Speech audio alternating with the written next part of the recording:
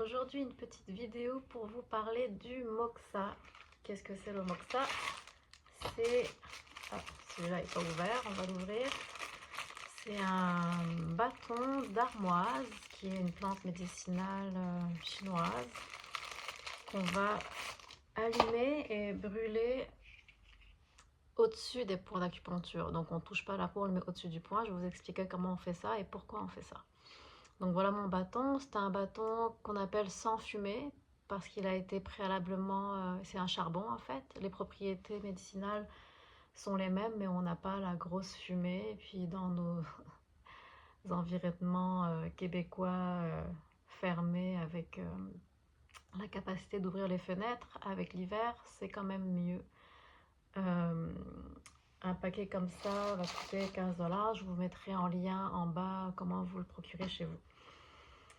Donc, pourquoi faire du moxa?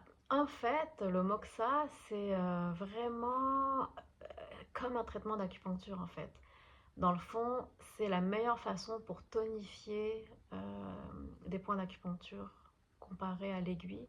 Entre l'aiguille et le moxa, pour tonifier, parfois et souvent le moxa va être plus efficace. Et en plus, vous pouvez le faire tout seul à la maison. Et pour le faire de façon sécuritaire, je vais vous expliquer comment et sur quel point. Donc d'abord, comment est-ce qu'on allume un moxa? Avec un briquet. Et on veut garder le briquet et la flamme jusqu'à ce que le moxa devienne rouge, incandescent. Et ça va signifier qu'il va être allumé. Ensuite, une fois qu'il est allumé, il va continuer à brûler, donc jamais le poser sur une table ou sur un tissu qui pourrait s'enflammer, bien sûr. Et pour l'éteindre, on ne voudra pas l'éteindre avec de l'eau parce que ça va faire que la prochaine fois que vous allez allumer, il va s'effriter.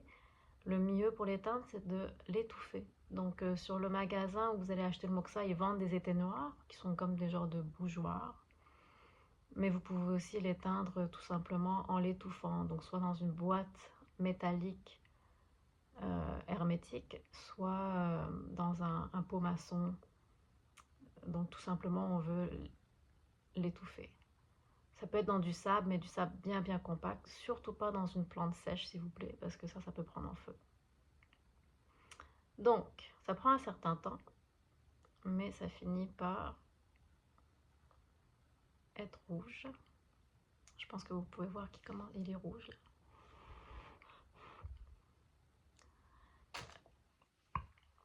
Donc, ce que je fais, c'est que je vais le mettre au-dessus d'un point d'acupuncture. En général, on veut le faire pour tonifier les points de la rate. C'est tellement bon. La rate, c'est la terre, c'est la source de notre énergie. Donc, rate et estomac sont deux organes qui vont ensemble. C'est l'énergie de la nourriture, l'énergie digestive, et c'est avec l'air pas mal les deux seules sources d'énergie auxquelles on a accès. L'énergie digestive est vraiment quelque chose qui a beaucoup de misère dans nos sociétés actuelles parce que c'est relié à notre énergie mentale qui est beaucoup en surstimulation. Du coup, plus on fait travailler notre mental, moins notre digestion fonctionne et il est d'autant plus important de la soutenir avec le moxa par exemple. On peut aussi la soutenir avec des principes d'alimentation, je ferai une autre vidéo là-dessus. Mais ça, c'est quelque chose que vous pouvez faire simplement à la maison. Et en ce moment, avec le froid qui arrive, c'est vraiment la meilleure façon de soutenir le changement de saison, puis de rentrer dans l'hiver avec de l'énergie. Le point que je vous conseille de faire, il s'appelle le 36 estomac. Donc, il est sur le méridien de l'estomac, le numéro 36. Et il se situe en fait quand vous prenez votre jambe, il y a l'os du tibia, vous montez à l'extérieur de cet os, de la crête tibiale, et arrivé tout en haut, on arrive au plateau tibial, où on voit bien mon plateau tibial. Donc, et dans le coin, entre la crête et le plateau, du côté externe, proche vraiment de l'os de la crête, puis du plateau tibial, ici il y a une dépression. Donc si vous montez, vous suivez votre crête vers l'extérieur, donc vers le petit doigt, ok, pas vers le gros orteil, mais vers le petit doigt. Si on suit la crête vers l'extérieur, on arrive à une dépression qui est juste en dessous du plateau tibial, puis dans le coin là de la crête. Ici, je vais mettre mon moxa à une distance d'environ 1 pouce. Je ne sais pas si vous le voyez. Mais à une distance d'environ d'1 pouce dans le fond, à partir du moment où je sens la chaleur, je ne vais pas plus proche que ça. Donc je ne touche pas à ma peau là. Là, je sens la chaleur, puis quand c'est trop chaud, hop, ça fait un petit... comme une pointe de chaleur qui pénètre. Je m'éloigne et je reviens. Hop, trop chaud, je m'éloigne, je reviens. 3 fois, 4 fois, 5 fois, 6 fois, 7 fois.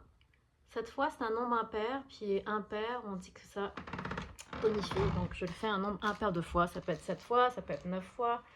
Moi, j'ai senti que 7 fois, c'était suffisant. Et je peux le faire de l'autre côté aussi. Même chose, ma crête tibiale, j'arrive au plateau. Ça fait du bien, je sens que ma jambe à droite est chaude déjà. Et je le fais, même chose de l'autre côté.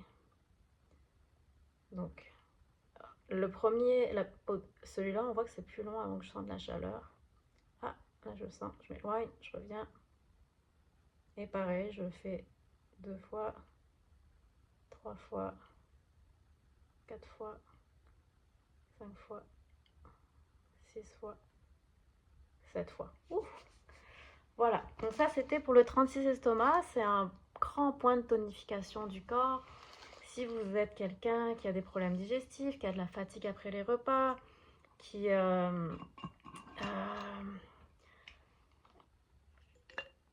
du froid aux extrémités, là, pour l'éteindre, je le mets dans le paume à soin, je le ferme. Ça va être suffisant pour l'éteindre. Donc, tous les problèmes de rate faible. Ça va se résumer, ça peut être des selles molles, ça peut être un fog mental. Donc j'avais dit déjà la fatigue après les repas. Si vous êtes quelqu'un qui a de la misère à arrêter son mental aussi, qui va avoir des ballonnements après les repas, qui va avoir la dent sucrée, trop de grignotage. Tous ces symptômes-là vont créer ou vont montrer une rate faible. Et donc pour ça, c'est recommandé de faire le moxa sur le 36 estomac.